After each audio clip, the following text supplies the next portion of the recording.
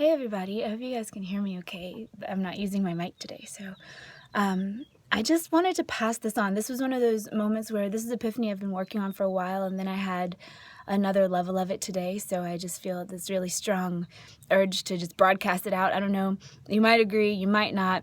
I'm still learning, so I don't claim to be an expert at this, but I really wanted to share what I got because I was talking to a soul sister about it, and she said that it was some good wisdom that had come down through the ethers, so I do not claim that it's mine. It's just what I've been taught. Okay, so it's about the lover paradigm.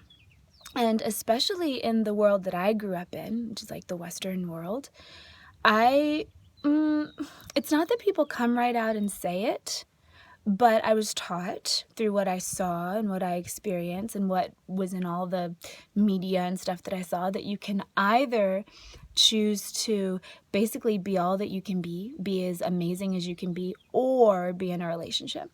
I mean, even in TV shows and stuff, people would be wanting to be in the relationship for so long, and then as soon as they're in the relationship, they just get kind of lame, like dimmed out, like less badass, less amazing, and so I had noticed that, and there have been times in my life where I've been very resistant to relationships. There have been times in my life where I've been like, no man is going to come here and take my chi.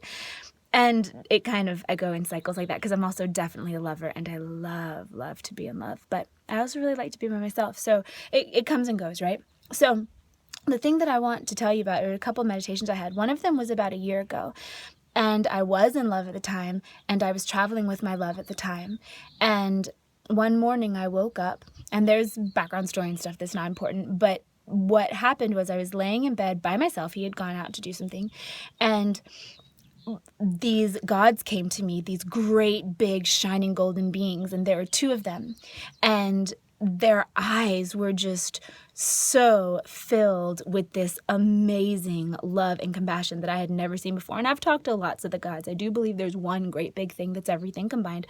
But also I do believe that these beings that people have seen for thousands of years are real, and that you can communicate with them just like anything, right? So these beings came to me, and I asked them who they were, and they said that they were the representatives of the divine masculine feminine from the Hindu tradition. So they told me to look up Rama and Sita, which I later did, and also I've always really loved Lakshmi and Vishnu. Lakshmi is one of my main patron goddesses, and she's the goddess of abundance and beauty and opulence and happiness and health and everything. And then Vishnu is one of the Hindu gods, and I've always really loved him because he mastered the shadow and the light, and then learned how to use both of them for really to keep the balance in the universe. That's kind of his job. So, and the two of them are together, and they have this really beautiful, amazing relationship. So these two that are also evidenced by Rama and Sita came to me, and they said, look up Rama and Sita. And I was looking at them, and I was like, okay, I'm all ears. Tell me what you want to tell me. And they started describing to me the lover paradigm. So the idea is, when I had manifested that relationship, I had already kind of peaked out. And I mean, I could manifest whatever I wanted at that point. I knew that this whole place was a hologram. I knew that both the world wasn't perfect, but also I didn't believe in the war light worker paradigm anymore of I'm here to fix it. So at that point, it kind of just, here to do what I can do when I can do it. But also, if you want to get out of a war paradigm and embody heaven on earth, you got to get out of the war paradigm. You have to stop thinking there's a war going on. You have to be able to face your shadow and other shadow without attacking, with just loving too. So, so basically what they were telling me was, okay, after you get to a point where you realize that basically you can do whatever you want because you can manifest whatever you want, there is a path of experience, because you're not trying to prove anything anymore. You're not trying to fix anything anymore. You're just existing as a living God, right? So they were telling me about the lover paradigm, and they were saying how the difference is, so what I had been taught, not directly, but like I said, through observation stuff, was you're kind of the only one around, and everybody else is like your manifestation, and they're kind of I mean, they're real, but they're not real. I don't believe this anymore, by the way, but I was kind of taught this, especially in a manifestation sense. It's like, okay, so everyone is kind of, and I'm not trying to say disrespectfully, but they're kind of dolls that you play with. I mean, I didn't try to take advantage of anyone or anything like that, but that's how it's kind of taught to us. And so that then means that you can like give up your power or blah, blah, blah, but it's always like you and the universe and no other like beings, right? But what they told me about the lover paradigm was that it's like you're yourself, right?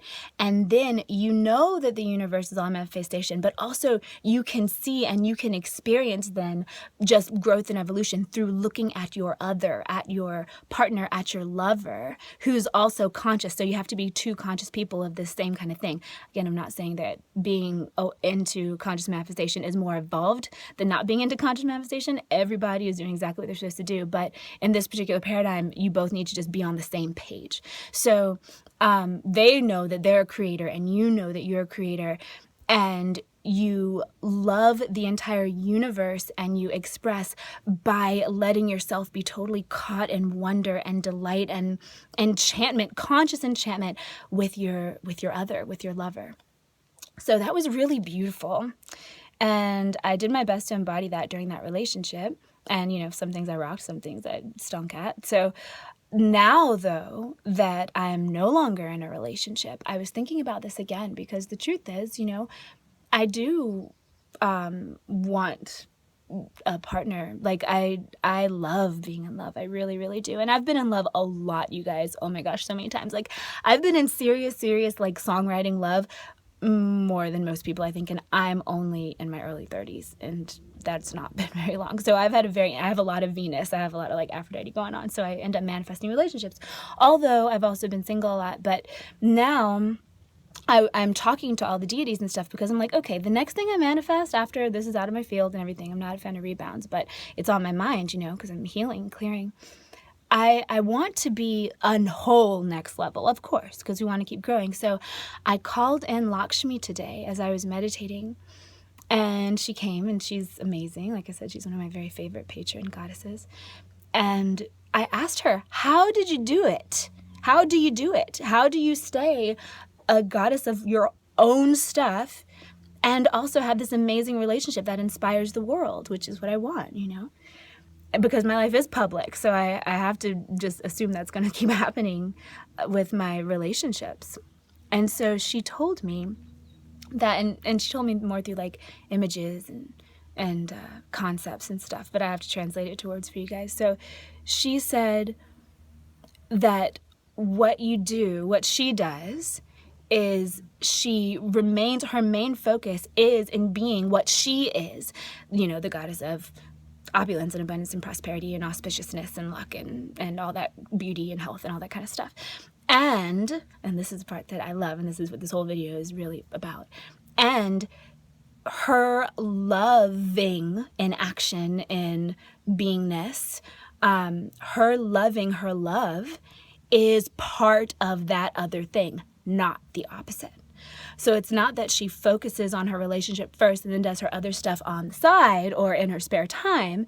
It's that her reality of embodying the most divine frequencies of these energies, like the energy of luck, the energy of abundance, the energy of health, the energy of beauty, which is just divine light shining through, is what she does mainly. And then her loving Vishnu is part of how she expresses that. And I think a lot of times we get flipped around. So yeah, that's what I've got on Lover Paradigm. I'm still processing it. It only happened a couple hours ago. So yeah, I just wanted to pass that on to you guys. Hopefully you find it helpful. Like I said, you might not agree with anything. with everything. I'm still learning. So it just felt important for me to share it now. Anyway, wishing you guys lots of love, wishing you lots of beauty in your world. And also, I would just like to say that you can get romance without a person around. You know, one of the things, when I taught a love magic class a couple years ago, at the time where I was teaching the class, I did not want a relationship. So I asked the universe to bring me all the romantic energy I would love in a relationship without a relationship. And it totally worked. And even right now, if I were to pick up this camera and show you guys around my yard here, there are flowers blooming everywhere. I mean, I'm having like delicious raw chocolate every day. I have a lot of soul family around who I'm definitely exchanging love with, even though it's not romantic love. So I'm not saying that you can't evolve to a certain point if you don't have a lover. I'm just talking about the paradigm in which you do, you know. So anyway, sending y'all lots of blessings and all that good stuff, and I hope that your life is wonderful. And thanks for watching. I'll talk to you again very soon.